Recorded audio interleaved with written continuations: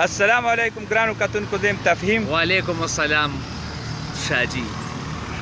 مونږ دلته په جی ټي روډ باندې شورو منډی ورته وایي، بکره منډي ورته وایي، نوشهره کلا تحصیل نوخار د دې حدود دي. زمونږ شاته تاسو ته دا چمن هم ښکاري، د دې دا صورتحال هم درته ښیو. او که تاسو ته ښکاري نو دا د اقامت ساین بورډ بیل بورډ چې دا په ټول پاکستان کې هر ځای کې دا د خطرې علامت دی او د دې د وجې نه ډېر نقصانات شوي دي. د بجلۍ په تارونو کې وغورځېږي، هغه هم تباهي ده. که چېرته په ګاډي خدا نخواسته راوغورځېږي، غټې حادثې دي. دا بورډونه کومو انجینرانو لګولي؟ دې بورډونو اجازت چا ورکړی دی؟ یو شهر راپرسان دی او د چا چې څه خوښه یې هغه کوي. د دې بورډونو ته به څه د دې بورډونو اجازت ټیمې نوشهره ورکړی دی او خبره دا راسته های کورټ دا احکامات جاری کړي چې په داسې بورډونه چا لګولي پکار چې دا لرې کړی شي. خو تر اوسه پورې زموږ انتظامي له دې فرصت دومره نه میلاو شوی، پکار چې دا بورډونه لرې کړو. بل اوس تقریبا یو څو ورځې مخکې طوفان و او زموږ یو مالتیا و، په هغه باندې بورډ راپروت و، سر یې په مین بیني مو.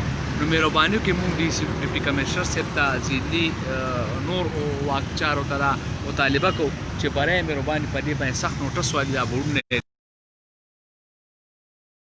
چمن دومره خشته چمن دومره غټې پیسې په دې باندې لګېدلې دي. دا که تاسو ته ښکاري نو دلته به ډېر زیات خلک ریسټ له راتلل کښېنه د ناستي دی او پکې دا بوټي دي. دا که بوټي تاسو وګورئ انتهایي د افسوس مقام دی. دا غټ غټ بوټي او د خصمانه نه کېږي او د دې خیال نشي ساتلی، دې ته اوبه نشي ورکېدی، دې ته څوک اوبه نه ورکوي. نو نن د دې چمن دا حل دی چې تاسو ګورئ کوچ کلک دی، دې باندې اوبه نشته، د دې صفایي دا نه کېږي او د دې څوک خیال نه ساتي. دا او داسې مونږ ویو چې په سعودي عرب کې یو صحرا را پای کې ولاړې اوبه نشته، هلته خو خامخا اوبه ډېر دغه وي، خو داسې صحراګانې چې هلته اوبه نه اچوونونه ورسو بالکل پبلک پلیس دی. پکار دا دی چې دلته یو بم شهر یو سیسټ پکار چې دی کې بندوبست کړی کې ورته خپل بور کړی وي، لکونه روپۍ په دې باندې ولګېدې، صوبایي حکومتونه ګولې کم سے کم چې دی اوبه ورکړي خصمانه کې دا قیمتي یو بوټی په 1000 روپۍ په 2000 په 3000 روپۍ کجوري وګوره، کجوري هم خلک راکوي په دې پارک په دې چمن په دې پارک به زما په اندازه لکونه روپۍ لګېدلي. خو یو طرف ته دا غټ غټ بورډونه، بل طرف ته دا سپیرس پرلغ چمن او هغه شینوالی پکې مکمل ختم شوی دی، بوټي د هغې ختم شوي دي. او د بورډونو خبره مو وکړه نو موږ نه لږه غوندې فاصله کې اخوا واړه مارکیټونه دي او د مارکیټونو نه غټ فش مارکیټ دی، هغې لوی بورډونه لګولي دي. دا مارکیټونو نه هغې دا په ټیکه ورکړي، ټیمې والا په لکونو کوټو ټیکې ورکړي.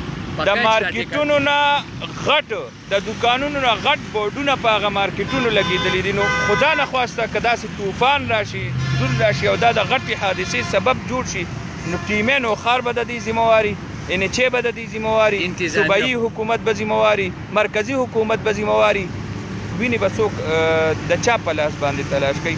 دا یو څو خبرې وي تاسو سره مشارکولې او تاسو هم مخکې شیر کوئ، اعلی حکامو ته ورسوئ چې د دې خو بالکل د دې بورډونو خلاف دا مکمل طور باندې د دې خاتمه وشي، ځکه چې د دې هیڅ بنیاد نشته. دا عرضي طور باندې لګېدلي دي، اډې ورته هغه شانتي نشته، مضبوطیه یې نشته. دا د خطرې یو غټ علامت دی. او دې سره سره دا چمن چې تاسو ته ښکاري نو دا بوټی وایي سنا وایي، شنه بوټي هغه وچېږي، اوبه ورته نشي اچولی کېدی.